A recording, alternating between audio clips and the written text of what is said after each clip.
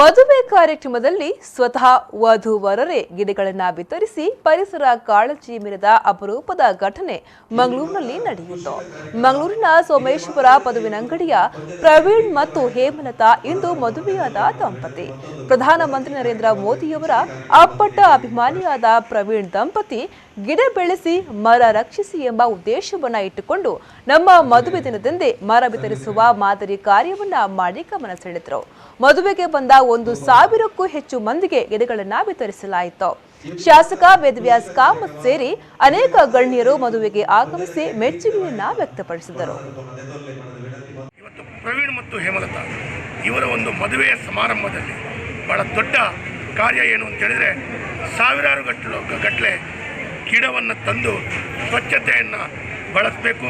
ಸ್ವಚ್ಛತೆಯಿಂದ ನಗರವನ್ನು ಇನ್ನಷ್ಟು ಸುಂದರ ಮಾಡಬೇಕು. ಅದರ ಮುಖಾಂತರ ಹಸಿರು ಸ್ವಚ್ಛತೆಗಾಗಿ ಇನ್ನಷ್ಟು ಅವಕಾಶ ಮಾಡಿಕೊಟ್ಟು ಅವರು ಈ ಮದುವೆಗೆ ಬಂದಂಥ ಎಲ್ಲ ಸಮಾರಂಭಕ್ಕೆ ಭಾಗವಹಿಸಿದಂಥ ಎಲ್ಲ ಜನರಿಗೆ ಅವರು ವಿಶೇಷವಾಗಿ ಒಂದು ಕೌಂಟರನ್ನು ಹಾಕಿಕೊಂಡು